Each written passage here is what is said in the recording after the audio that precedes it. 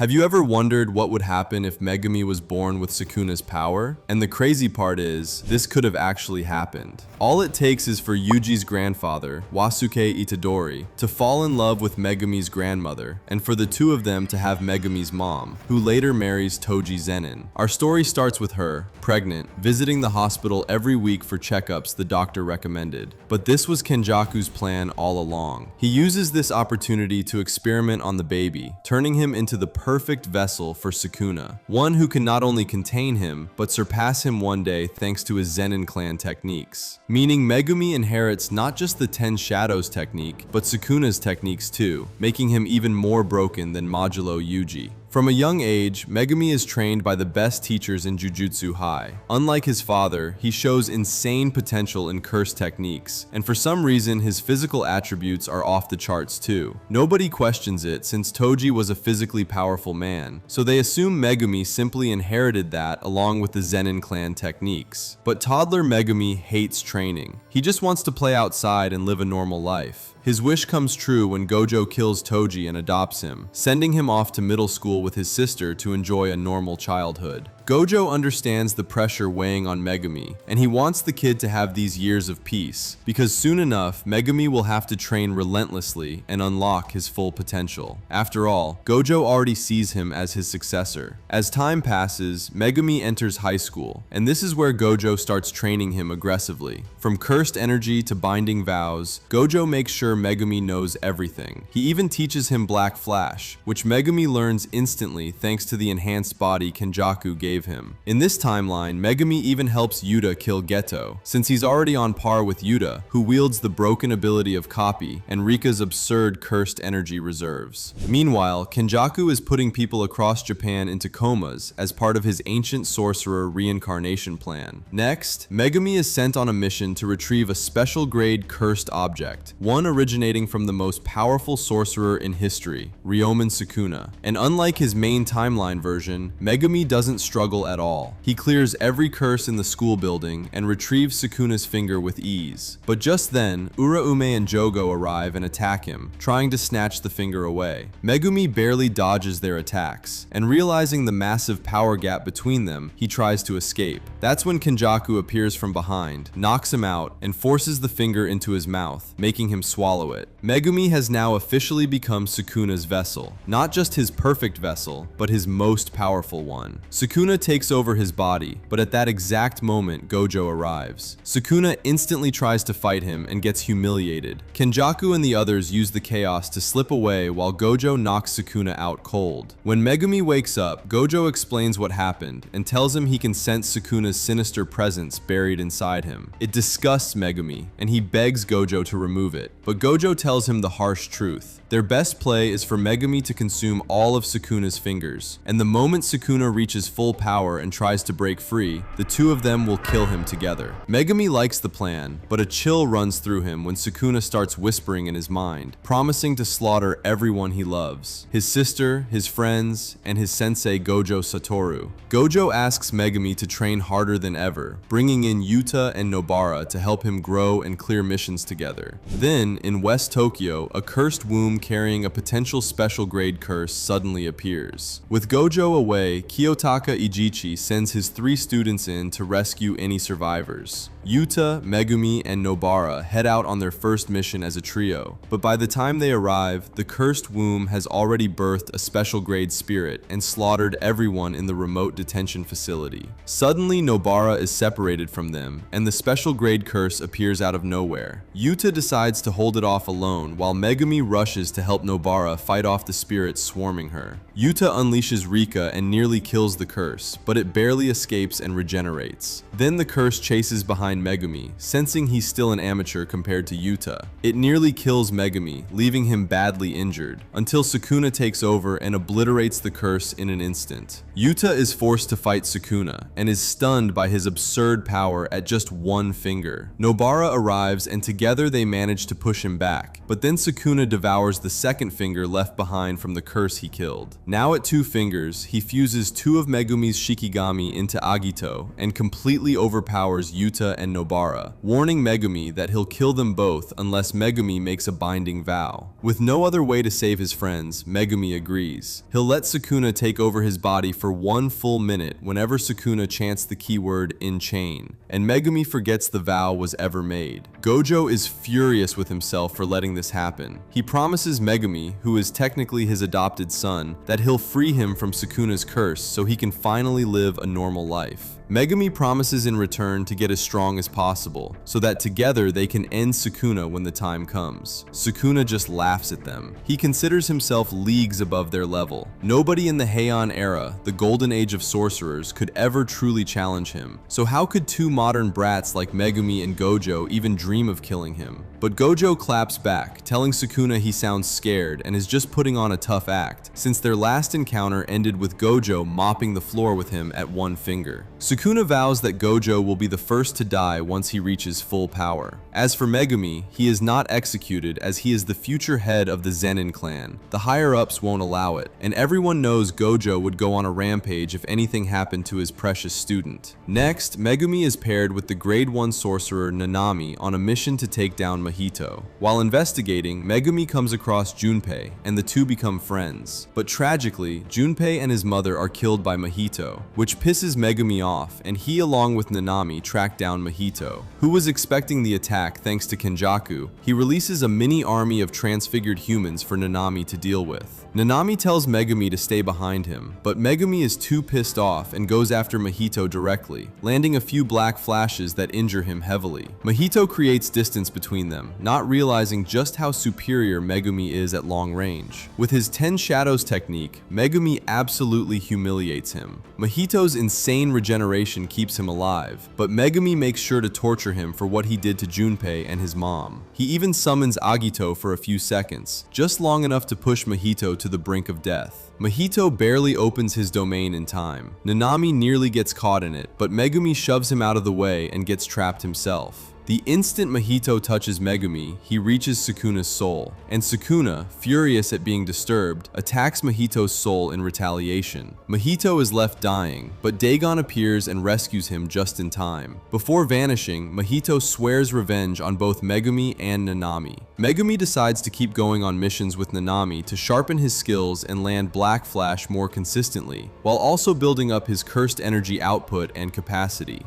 Nanami suggests he take part in the Kyoto Goodwill event, which would be perfect training for Megumi, Nobara, and Yuta. Kenjaku, meanwhile, plans to infiltrate the event just like in the main timeline, except this time, his goal is to steal the fingers Jujutsu High has collected, so he can later feed them to Megumi and bring out Sukuna at 20 fingers. Mahito wants to join, but Kenjaku rejects him and instead tasks him with building an army of transfigured humans for the Shibuya Incident he's planning. For the event itself, Kenjaku sends Dagon, Hanami, and Jogo, along with some small fries, while he creates a barrier to lock Gojo out. The Kyoto Sister School Exchange event starts off, and both student groups start attacking each other, until an explosion happens at the Jujutsu High building and Jogo appears. Yuta and the others rush to fight him, while Megumi, Todo, and Nobara take on Hanami, who is overwhelming them. But with Todo's help, Megumi lands a chain of black flashes, and his close combat sharpens on the spot. The three of them together, with Megumi summoning Agito, finally kill Hanami for good. Furious, Jogo starts attacking with fire everywhere, causing massive destruction, until Gojo shatters the barrier and arrives. He blasts Jogo back with Reversal Red and prepares a Hollow Purple to finish him, but Dagon shows up, having already collected all the fingers, and escapes with Jogo. Watching his students defend themselves against such a serious threat, Gojo is genuinely impressed, especially by Megumi, who has grown so much in so little time. Right now, Megumi only is behind Hikari and Yuta in the new generation, and the one thing holding him back is his cursed energy output, which is exactly what he's been fixing with Black Flash. With a bit more experience, he'll stand right beside Hikari and Yuta, and might even surpass them one day. After that battle, Yuta and Megumi go curse hunting non-stop, growing stronger with every fight. Gojo tells Megumi about Mahoraga, and Megumi decides then and there that he'll be the first to tame it.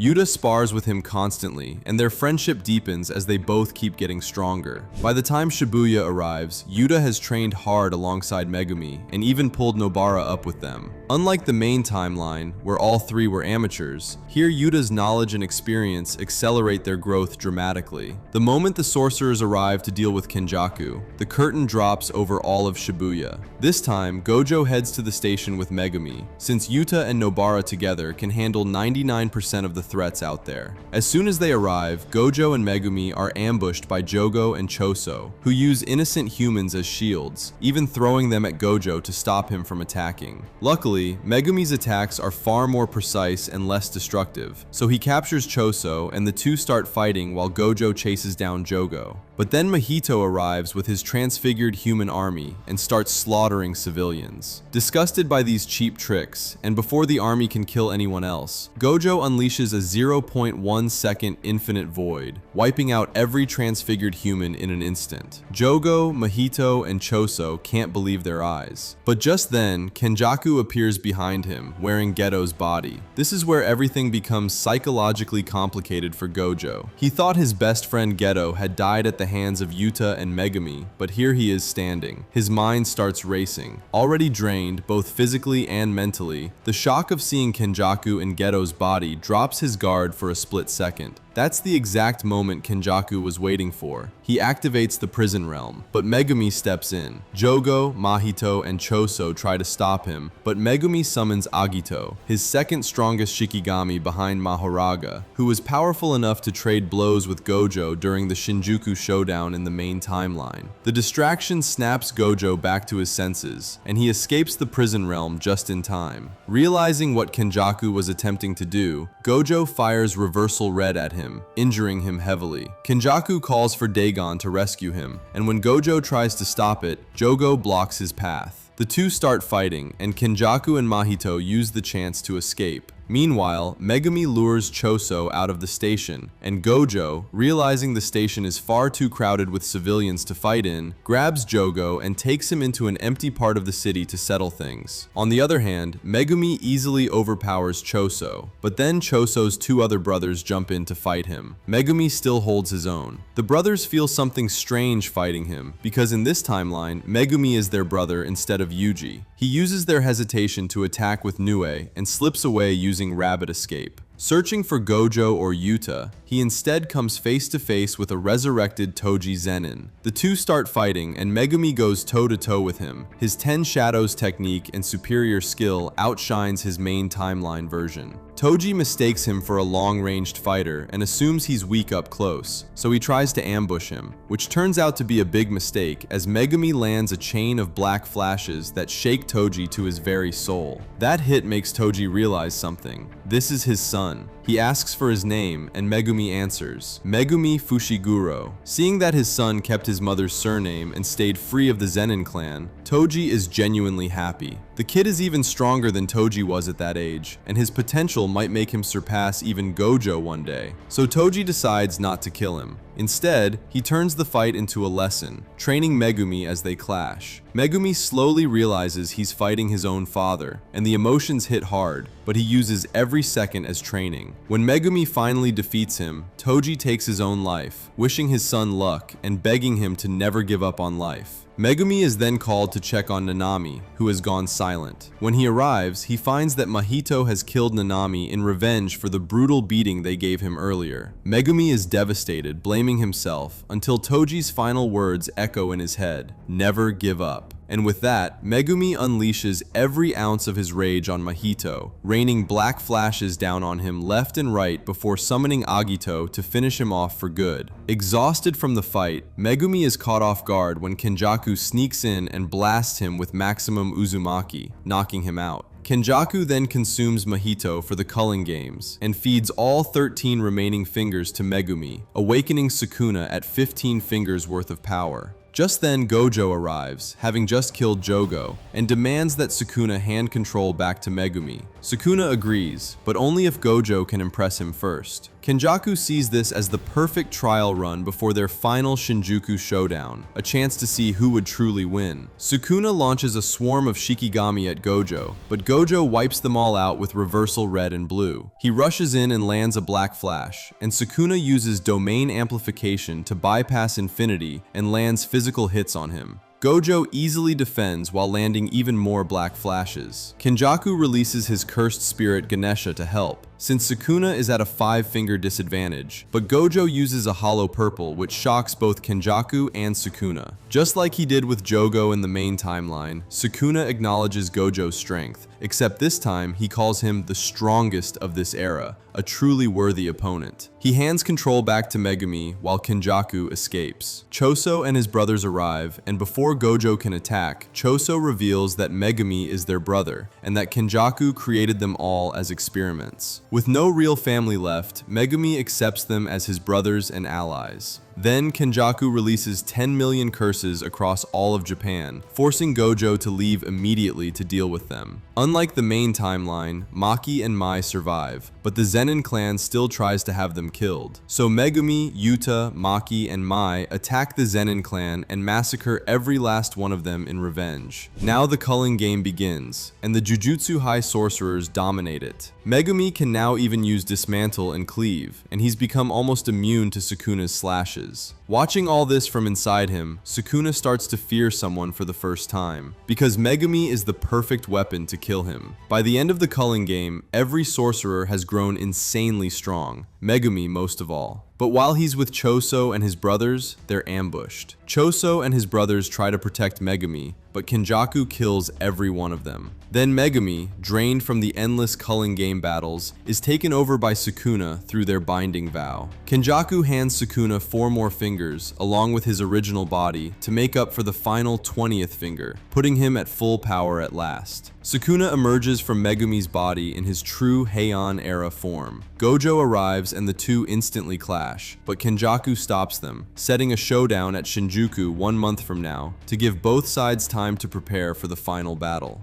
During the 1 month before the Shinjuku showdown, Megumi, Yuta, and Gojo are the ace cards, and all 3 train relentlessly. Knowing he can't fight Sukuna with Agito alone, Megumi decides to tame Mahoraga and goes away from the group for 2 days. He summons Mahoraga and adds a random cursed spirit to the ritual. Using all of his 10 shadows, he seems to push Mahoraga back at first, but the moment it starts adapting, Megumi begins losing. That's when he realizes he needs to kill Mahoraga with Sukuna's technique, not his own. He figured it out mid-fight. One overwhelming attack with everything he has is the only way to kill it. He summons Agito, and while the 2 Shikigami clash, Megumi sneaks up on Mahoraga and unloads a barrage of cleaves, pouring his entire cursed energy reserve into one finishing blow. Finally, the day of the Shinjuku showdown arrives. Gojo, Yuta, and Megumi are more than ready, and the other sorcerers have trained hard too. The plan is simple. Gojo will deal as much damage to Sukuna as possible while wearing him down, and the moment Gojo looks like he's about to die, Yuta and Megumi will jump Sukuna, with the other sorcerers backing them up through sneak attacks. Gojo and Sukuna open the battle, and just like the original timeline, Gojo fires a 200% hollow purple at Sukuna, mocking the King of Curses. They close in and clash hand to hand, Sukuna using domain amplification to bypass infinity and land hits. In close combat, Gojo is struggling. This is Sukuna's Heian-era form, with far more raw strength, 2 extra arms, and an extra mouth for chanting mid-fight.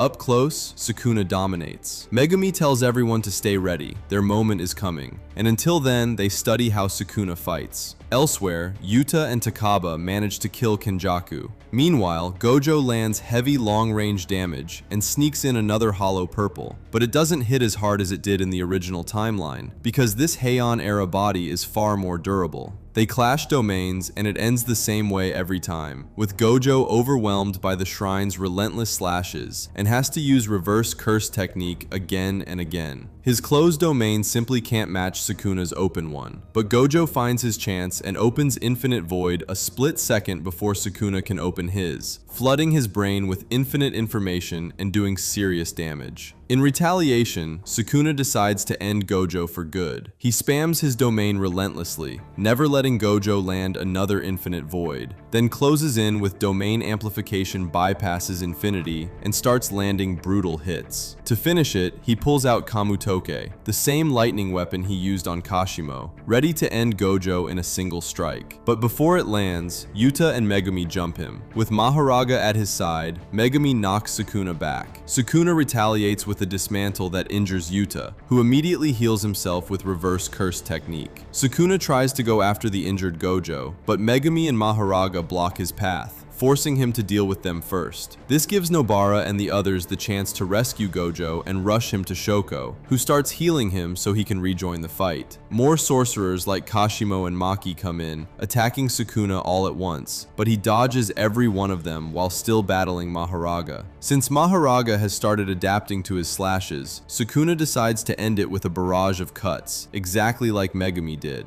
But before he can, Megumi closes in and starts landing black flashes. Yuta uses Rika to slam Sukuna into the ground, and the other sorcerers strike whenever they get an opening. Pissed off by all of it, Sukuna unleashes Malevolent Shrine, trapping Megumi, Yuta, and the rest. Luckily, they manage to use Simple Domain to shield themselves from the slashes. Sukuna tries to exploit their vulnerable state and attacks, but Megumi steps in again, landing another black flash and shoving him back. Sukuna can't believe Megumi is unaffected by his slashes, just like Mahoraga, so he decides to play dirty. He tells Megumi about his sister's death, shattering him emotionally, and uses that opening to land a black flash of his own before pulling out Kamutoke to kill him. Luckily, Yuta saves him at the last second, though both of them are injured by the impact of the lightning. Sukuna ends his domain, launches Fuga, and kills Mahoraga. He prepares another Fuga to wipe out the sorcerers, but then Gojo arrives. Nobody can believe he's back, even after his brain and body were pushed so far past their limits. Gojo motivates his students, especially Megumi, telling him not to give up. The words hit hard, reminding Megumi of exactly what his father told him back in Shibuya. He gets up, summons Agito, and stands ready to fight beside Gojo. Yuta and the other sorcerers distract Sukuna, giving Megumi the opening to close in and trap him in his own domain, where he injures him badly. Angel arrives to finish the job, but Sukuna opens his domain expansion again and wounds her heavily. Gojo immediately counters with Infinite Void, while Yuta and Megumi reinforce the clash with their own domains, overwhelming Sukuna's shrine and forcing it to collapse. Then Megumi charges Sukuna, landing Black Flash after Black Flash in revenge for his sister's death.